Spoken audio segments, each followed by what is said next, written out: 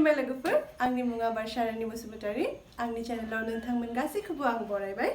स' दिनै जों मोनसे जायगायाव बेरायनो थांगासिनो दं स' नोंथांमोना अननानै भिडिअखौ जोबजासिम नायदो होनबा नोंथांमोना मिथिगोन जों बबाव थांगासिनो दं गोजोन्थों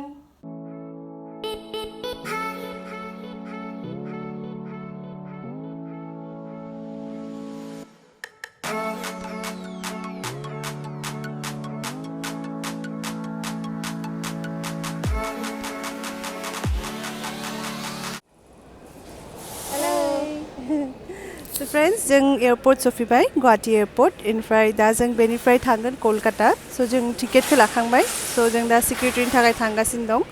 स' कलकाता सहैबा जों खोन्थानोसै जों बबाव थांगासिनो दं बेसिम स' अननानै नोंसोर भिडिअखौ नायबाय थादो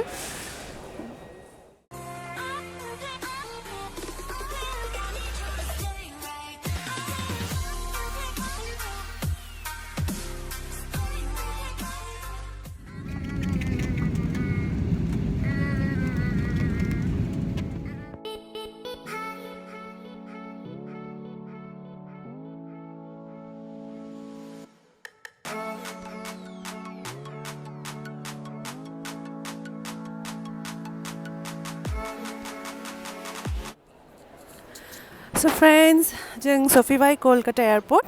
जों डमेस्टिक टार्मिनेलाव दङ दा जों थांगासिनो दं इन्टारनेसनेलनिसिम स' जों एक्चुअलि थांगासिनो दं थाइलेण्डआव स' दा लिफ्टजों थांसै गोजौआव खारन इन्टारनेसनेल एयारपर्टआ दङ गोजौआव बेनिखायनो लिफ्टजोंनो सायाव थांसै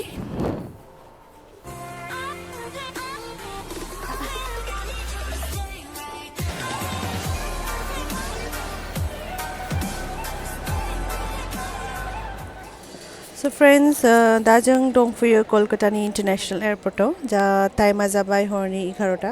ओमफ्राय जोंना थारमाने फ्लाइटआ लेट जाबाय 1 आवर लेट जाबाय जोंना एक्चुअल टाइमामोन 1:30आवमोन ओमफ्राय दा लेट जानानै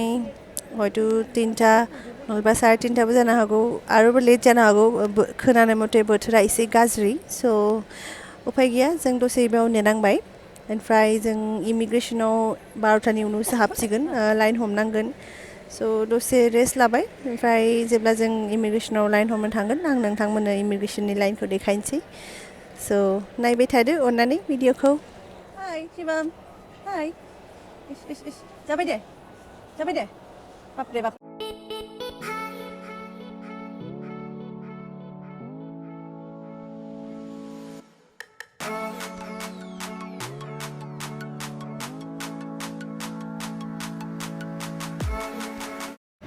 मादै मेंबायना मेंबाय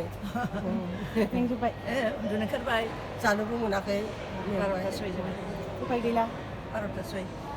जोंनिया सिकिउरिटि चेक इन जाबाय आरो इमिग्रेसनावबो जोंनि पासपर्टआव स्टाम्प लागायबाय जिहेतु फ्लाइटआ लेट जाबाय 3टायाव दा खिन्थु कारेक्ट टाइमावनो दं स' दा टाइमा जाबाय 12टा स' जों दसे नेनांसिगोन बेयाव ओमफ्राय नायनोसै जोंना जिहेतु फ्लाइटआ लेट जाबाय इन्डिग' एयारलाइन्सआ जोंनो फ्रि ओंखाम जानो होबाय मा बेयो शिबम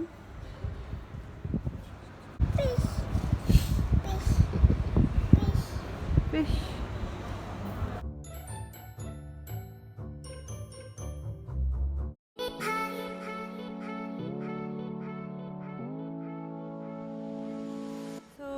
Good morning friends, दा जाबाय टाइमा 4:30 आरो जों दासो लेन्ड खालामबाय बेंककआव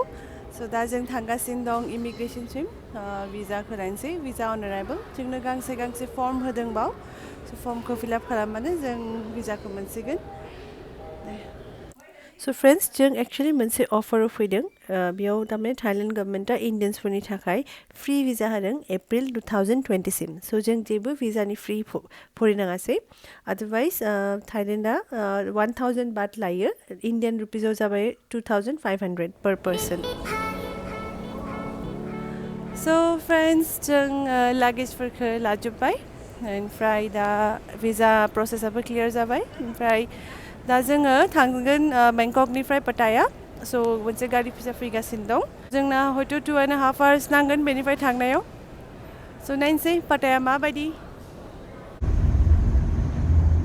स' फ्रेन्ड्स जों जोंनि गारियाव गाखोबाय बिराद मोजां गारिया कम्फर्टेबल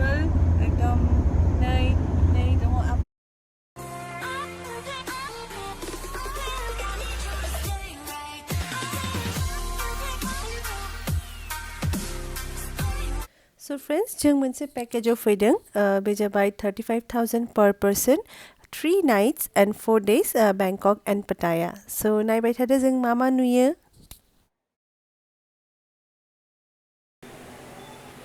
So friends, जोङो दिनै सफैबाय जों दा दसे ओंखाम जानानै रेस्ट लाखांनानै दा मोनसे शो नायनो थांगासिनो दं बेखौ होनो अलकाजार शो. ओमफ्राय दिनै बारा एक्टिभिटि गैला बेखौ नायना फैनानै डिनार खालामनानै ओमफ्राय गाबोन फुङावसो आरो जोंना ट्रिपा स्टार्ट जागोन.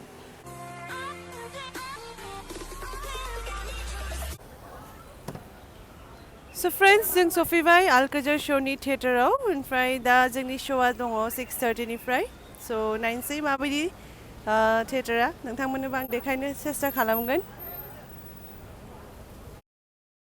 अलकाजार श'नि टिकेटफोरा पर पर्सन 400 बाटनिफ्राय 600 बाटनि भितराव मोनो ओमफ्राय मानसिफ्रा अनलाइनबो बेफोर बुक खालामनो हायो बाट जोंनिया पेकेजावनो इनक्लुडमोन.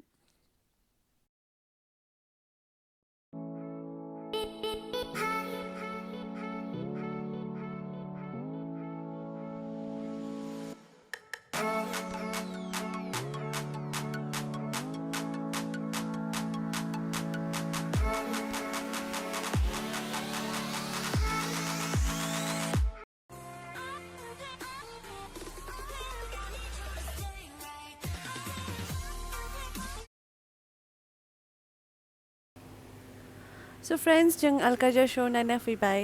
श'आथ' बिराद मोजां जादोंमोन बाट अनफर्चुनेटलि जोङो भिडिअ लानो मोनासै मानोना बेयाव एलाउ नङा.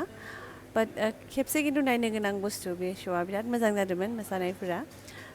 ओमफ्राय दा जोङो हटेलाव फैबाय ओमफ्राय जोङो स्ट्रिट फुडखौनो जानोसै होननानै सानदों जोङो. स' नायनोसै मा मोनो पाटायाव. बेयावथ' बुङोना बयबो जे स्ट्रिट फुडानो मोजां. जों बिदि गारि फिसा मोनसे भारा लाबाय ओमफ्राय दा जोङो पाटायाखौनो बे गारि सायावनो गाखोनानै नायनोसै ओमफ्राय डिनारबो खालामसै नायनोसै.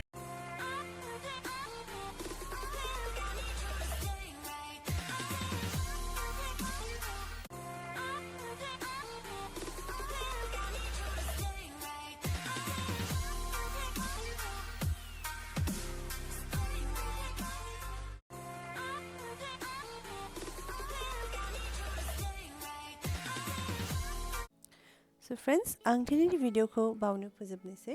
ओमफ्राय नोंथांमोना काइन्डलि आंनि नेक्स्ट पार्टखौबो नायदो बेखौ आं थाबैनो हगारसिगोन. ओमफ्राय आंनि भिडिअखौ जोबजासिम नायनो थाखाय नोंथांमोननिसिम रोजा रोजा साबायखर. लोगोसे नायनानै मोजां मोनदोंब्ला काइन्डलि लाइक, शेयार एन्ड साबस्क्राइब खालामदो. गोजोन्थों.